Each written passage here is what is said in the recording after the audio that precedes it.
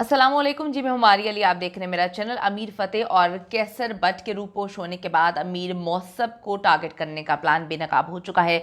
25 कत्ल हो चुके हैं अब तक। 26वां कत्ल जो है, इससे सारी गेम पलट जाएगी, बल्कि ये बिल्कुल एक टर्निंग पॉइंट होगा। लाहौर में गैंग वॉर शुरू हो चुकी है, पुलिस ने हाथ खड़े कर दिए हैं।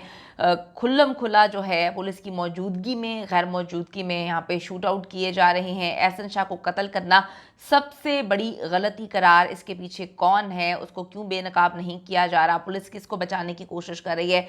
बैरून मुल्क बैठ के लाहौर में सुपारियां देने वाले गैंगस्टर्स, इनकी कहानी आज की वीडियो में हम इस पर बात करेंगे। 6 महीने पहले लाहौर का माहौल बिल्कुल ठीक था, बल्कि अक्सर अगर हम इस चीज़ पे ज़रा सोचें कि लाहौर का माहौल कब ख़राब हुआ, लाहौर का माहौल तब ख़राब हुआ जब ये गैंग वॉर शुरू हुई। 6 महीने पहले तक जी बड़ा सुकून था, लाहौर की जो फ़िज़ा है वो पुरसुकून थी, कोई मामलात ख़राब नहीं थे। लेकिन फेबररी आता है और उसमें जो है अमीर बलाश टीपू को बेदर्दी से कत्ल कर दिया जाता है, टारगेट करके कत्ल किया गया। बड़े अरसे से इस कत्ल की प्लानिंग चल रही थी। और फिर एहसन शाह जो कि यार मार था, सालों पुराना दोस्त, उसने मुखबरी की, बल्कि उसने जाने के लिए मजबूर किया मीर बलाश टीपू को। वहाँ पर कत्ल का प्लान था मीर बलाश टीपू और उसके भाई मौसब के कत्ल का जो प्लान था, लेकिन अमीर बलाश टीपू को जो है वहाँ पर गोलियां मारी गई, शूटर्स को भी इन्होंने मार दिया ताकि वो पकड़ा ही ना जा सके। उसके बाद पुलिस की कहानी आप सबके सामने, आज तक तीफी बट को गिरफ्तार नहीं किया जा सका। पुलिस ने इस केस में इश्तिहारी करार दिया तीफी बट और गोगी बट को। अब जो गैंग वॉर शुरू हो चुकी है अमीर बलाश टीपू के कत्ल के बाद से, ये दोबारा शुरू हुई है और अब इसमें कुछ हौलनाक इंकशाफात चीज़ें सामने आना शुरू हो चुकी हैं। पंजाब पुलिस का क्या किरदार है, क्यों जो है एक शूट आउट किया गया, क्यों एक प्लान्ड या अनप्लान्ड मर्डर किया गया, ये जो यार मार का कत्ल किया गया और उसके बाद एक पूरी कहानी सुना दी गई। उसके बाद एक एक फ़ज़ा, एक खौफनाक फ़ज़ा हो चुकी है लाहौर की। यानी कि कोई भी किसी को दिन दिहाड़ी कत्ल कर रहा है और पुलिस जो है, उनके कैमरे काम नहीं कर रहे, कहीं की फुटेजेस उनको नहीं मिल रही। सारा पोल खुल चुका है पंजाब पुलिस का। ये जो कत्ल एहसन शाह का हुआ और इससे पहले अमीर बलाच का कत्ल हुआ, एहसन शाह और जावेद बट के ऊपर तले जो कत्ल हैं, इनके बाद जो है एक इस जंग में शिद्दत आ चुकी है। अमीर बलाज ने तो सोशल मीडिया का इस्तेमाल शुरू कर दिया था। अमीर बलाज का एक पॉजिटिव इमेज लोग कहते हैं कि पोर्ट्रे होना शुरू हो गया था। अमीर बलाज के बहुत सारे इंटरव्यूज़ मौजूद हैं जिसमें वो कहता है कि जी मुझे कोई लेना देना नहीं है, ये वॉर में कुछ नहीं रखा, दुश्मनियों में कुछ नहीं रखा, मैंने अपने दुश्मनों को जो है उनके साथ हाथ में ला लिया, सिवाय उसके जिसने मेरे बाप को कत्ल किया, लेकिन हम अदालत इंसाफ जो है वो मांगेंगे। अमीर बलाज ने सोशल मीडिया का सहारा लिया था, इस्तेमाल शुरू किया था और उनके कत्ल के बाद अमीर मौसब ने जो है वो गद्दी तो संभाल ली, लेकिन वो मंजर आम से गायब हो गए। वो अपना काम कर रहे थे, अपना कारोबार संभाल रहे थे, जो यही सारी चीज़ें नज़र आ रही हैं। इसकी एक वजह एहसन शाह के अमीर बलाज और मौसब दोनों के कत्ल करने का प्लान जो है वो बेनकाब होता है। यानी कि मुतादिद बार कोशिश की एहसन शाह ने अमीर मौसब को भी कत्ल करने की, ट्रैप करने की, लेकिन उनकी ज़िंदगी लिखी थी और वो हर बार बचते गए। जावेद बट के कत्ल में अमीर फतेह और बाबर बट को नामजद किया गया है और इससे क्लियर हो चुका है कि अमीर मौसब को अब सामने आना ही पड़ेगा। ट्रकावाला ख़ानदान के तो अगर हम बात करें, 3 अफराद जो हैं वो अभी तक कत्ल हो चुके हैं, लेकिन ये पहला वाक़या है जिसमें तीफ़ी बट की फैमिली से, बल्कि करीबी फैमिली से कोई मारा गया है। जावेद बट तीफ़ी बट का सारा कारोबार संभाला करते थे और उनकी गैर मौजूदगी में घर वगैरह, कारोबार, हर चीज़ वही देख रहे थे। अब जो एनालिस्ट हैं, अब जो जर्नलिस्ट हैं, सीनियर क्राइम रिपोर्टर्स हैं, उनका उनका कहना है कि हमारे ख्याल में अब ये सिलसिला यहाँ पर रुकेगा नहीं, बल्कि मजीद इसमें शिद्दत आएगी, क्योंकि पुलिस इसमें कोई रोल प्ले नहीं कर रही है।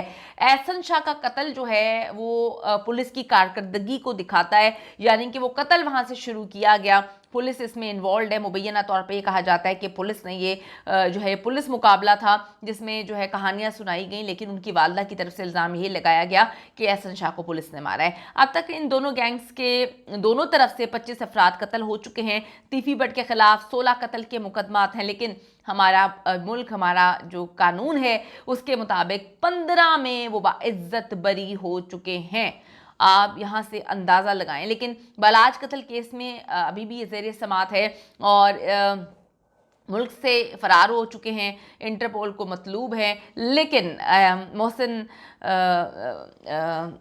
आप देखें कि बैठ कर मुख्तलिफ़ चैनल्स पे जो है वो फैब्रिकेटेड इंटरव्यूज़ दे रहे हैं और इससे ये बात पता चलता है, मोहसिन नकवी साहब, मेरे नाम जहन से निकल गया, मोहसिन नकवी साहब का चैनल है, उस पर उन्होंने बैठ के उस टाइम फैब्रिकेटेड इंटरव्यू दिया जब वो इश्तिहारी करार दिए जा चुके थे। तो यानी कि पाकिस्तान की पुलिस को मतलूब थे, लेकिन पाकिस्तान के नेशनल टेलीविजन पर बैठ के वो फैब्रिकेटेड इंटरव्यूज़ और कहानियाँ सुना रहे थे। ये तो हमारे मुल्क का हाल है। 16 मुकदमा थे उनके खिलाफ, 15 में वो बाइज्जत बरी हो चुके हैं। इस वक्त अमीर बलाश टीपू का जो मुकदमा है केस ज़ेर समाअत है। 3 दिहाइयों पहले शाह आलम मार्केट के ताजरों की सियासत से शुरू होने वाली गैंग वॉर ने दर्जनों घर अभी तक जो है वो उजाड़ दिए हैं। ये मुखालफत बिला ट्रकावाला और अजहर सईद ग्रुप में शाह आलम मार्केट की चौधराहट की जंग से शुरू हुआ था। बाद में तीफी और गोगी बट भी इसका हिस्सा बन गए थे। यहाँ पे आपको बताती चलूं कि बिला ट्रकावाला का डेरा चलता था, वहीं ताजरों के फैसले जो है किए जाते थे। फिर उनके मुकाबले में अजहर सईद बट ने अंजुमन ताजरान का बोर्ड लगाकर अपना अलहदा डेरा बना लिया था। यूं वो बिला ट्रकावाले के मुकाबले में अपना ताजर ग्रुप जो है वो खड़ा करने में कामयाब हो गए थे। नई मुस्तफ़ा ने कहा कि गवाल मंडी में तारीफ गुलशन उर्फ तीफी बट, उनके बड़े भाई अथर गुलशन और कज़न अकील बट उर्फ गोगी बट खुद को पहलवान कहलवाया करते थे। जब ताजरों के धड़े बने तो इन ग्रुप का हिस्सा जो है वो बिला ट्रका वाले के मुकाबले में ये लोग साथ मिल गए। फिर तीफी और गोगी बट जो है इनका ग्रुप बना और फिर इन्होंने अपने बंदे आपस में मिलाए और इनके झगड़े तब से शुरू हो चुके हैं। कुछ अरसे बाद बिला ट्रका वाले का कत्ल हुआ, इसका इल्ज़ाम तीफी और गोगी बट पे लगाया गया। जिसके बाद टीपू ट्रका वाले जो उनका बेटा था उसने बाप का बदला लेने की ठान ली थी। जब तीफी के 2 बंदे कत्ल हुए तो फिर उसका इल्ज़ाम जो है वो टीपू ट्रका वाले पे लगाया गया। फिर कुछ साल पहले जब टीपू ट्रका वाले को लाहौर इंटरनेशनल एयरपोर्ट पर जो है जाते हुए कत्ल कर दिया जाता है बेदर्दी से, उसका मुकदमा भी तीफी और गोगी बट पर जो है वो होता है। इसके बाद भी तीफी और गोगी बट के कई बंदे कत्ल हुए हैं। इनका इल्ज़ाम टीपू के बेटे बलाश टीपू पे लगाया गया। ये 25 जो अभी तक कत्ल हो चुके हैं और 25 ख़ानदान देखें आप उजड़ चुके हैं। लेकिन कुछ माह पहले अमीर बलाश टीपू को कत्ल कर दिया गया। इसका मुकदमा तीफी बट के खिलाफ दर्ज किया है। पुलिस ने प्रेस कॉन्फ्रेंस करके बोला था कि तीफी बट जो है इसमें मुल्ज़िम है, लेकिन वो पाकिस्तान से भाग गए थे, भगा दिया गया था। उसके बाद बकौल इनके कि इंटरपोल को जी वो मतलूब है, लेकिन वो फैब्रिकेटेड इंटरव्यू से अपनी ज़िंदगी जी रहे हैं और वहाँ से बैठ के सुपारियाँ भी चल रही हैं, वहाँ से बैठ के जो है वो गैंग वॉर भी चल रही है, वहाँ से बैठ के कारोबार भी चल रहे हैं, सब कुछ किया जा रहा है। लेकिन इस वक्त पंजाब पुलिस क्या कर रही है? सवालिया निशान ये है, पंजाब का सबसे बड़ा शहर लाहौर, वहाँ पे पुलिस की तरफ से जो है वो कहानी सुनाई जाती है कि जी एक जो है वो हम पर हमला हुआ, हमने अपने आप को बचाया, उसके बाद जो है एहसन शाह को उसके भाई ने कत्ल कर दिया। उसका भाई क्यों कत्ल करेगा, आज तक किसी ने इसका जवाब तलब नहीं किया। इसकी कोई सीसीटीवी फुटेज है, इसका भी जवाब कोई भी नहीं है। तो फिर ये गेम शुरू होती है और अब गेम चलती ही जा रही है। कल आप सबको पता है कि अफसोसनाक वाक़या पेश आया जहाँ पर जो है वो एफसी कॉलेज अंडरपास के पास जो है वो कत्ल कर दिया जाता है तीफी बट के बिनोई को। उनकी बहन को भी 2 गोलियां लगी, बच गई। तीफी और गोगी बट खुद तो फरार हैं, लेकिन शूटर्स के जरिए लाहौर में गैंग वॉर जारी है। लाहौर का माहौल ख़राब हुआ है। इतनी प्लानिंग से हमला करते हैं कि बंदा बच ही नहीं पाता।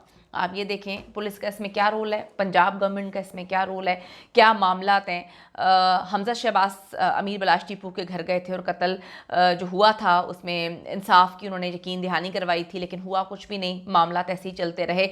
अब आगे क्या होने वाला है ये तो अल्लाह ही बेहतर जानता है। लेकिन पंजाब का माहौल, लाहौर का माहौल इस वक्त बिल्कुल आउट ऑफ कंट्रोल हुआ है पंजाब पुलिस से। आपकी क्या राय है, ये सारे माहौल को कौन ख़राब कर रहा है? ज़रूर कमेंट करिएगा।